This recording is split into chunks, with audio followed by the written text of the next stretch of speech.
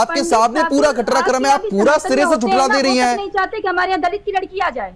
दलित की लड़की अगर बर्दाश्त नहीं कर सकते आप अपने सनातन धर्म की, दलित की लड़की आप अपने सैर जी पसंद करें। ठीक है सैर जी, कोई मुसलमान लड़की अगर किसी हिंदू के घर जाती है और जबरदस्ती दबाव बनवाया जाता है कि हिंदू धर्म आप स्वीकारो, तुरंत आपकी आवाज बदल जाती है कि कितना गलत हो रहा है ये। अब एक हिंदू लड़के के साथ ऐसा हो रहा है तो आप कह रही है कि जबरदस्ती नहीं हो रहा, क्या गलत हो रहा है ये? बिल्कुल मैनेज नहीं कर पाएंगी।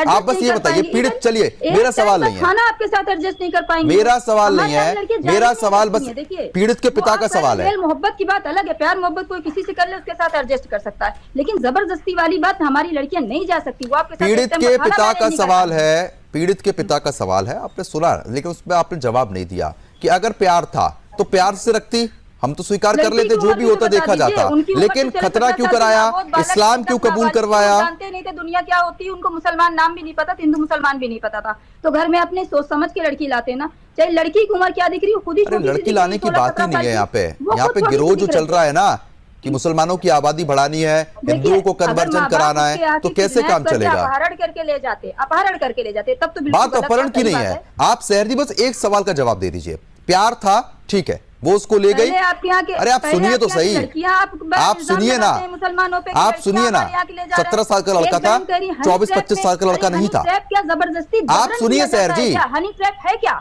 क्या है? ठीक है रमाकांत जी सीधा सवाल मेरा ये है कि अगर प्यार था, अरे सैर जी आप मानने को तैयार रहिए, मैं आपसे कितना भी बहस कर लूं, आप मुद्दे पर जवाब नहीं दे रही हैं, आप इधर उधर बात को घुमा रही हैं। रमाकांत जी अगर प्यार था तो खतना क्यों कराया, धर्म क्यों परिवर्तित कराया और साथ ही साथ गौमांस क्यों खिलाया?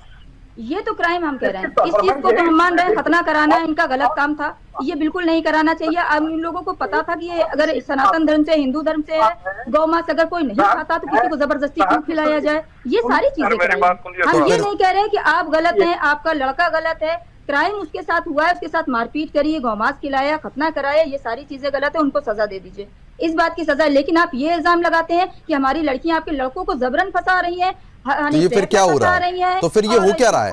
ये फंसाई तो रही है लड़की आपके मजहब की, जिसकी नस्ल अलग होती है उसकी शक्ल अलग होती है। आप 1000 लड़कियों को अपने यहाँ की मेरी शक्ल मिलेगी तो नहीं मिलेगी, और आपके यहाँ की सब एक सी लगेंगी, हमें एक जैसी शक्लें लगेंगी। 80% लड़कियों की एक जैसी शक्ल लगती है, हमारे यहाँ शक्लें नहीं लगती। तो जो चीजें खूबसूरत होती हैं उसी चीजों को ऑनलाइन छाटता है। अच्छा जब आपने अपने मजहब के लोगों को वैसी खूबसूरत बना दिया, हिंदू धर्म में सब बदसूरत है, आपने यही कंपैरिजन क्रिएट कर दिया। एक तरह की शक्लें लगती हैं, एक तरह की लगती है, हमने क्या बात करती हैं सैर जी? आपने एक बार ये नहीं बोला कि नहीं उस लड़की की गलती है, ऐसे लोग हमारे मजहब में धब्बा लगा रहे हैं, इन पर कार्रवाई होनी चाहिए। नहीं किया, मैं खूबसूरत नहीं कह रही, मैं कह रही शक्लें अलग अलग लगती हैं, अच्छी हो या बुरी हो शक्लें अलग अलग लगेंगी, एक सी लगती हैं, हम लोग खुद ही नहीं पहचान पाते, हमें खुद ही एक सी लगती हैं।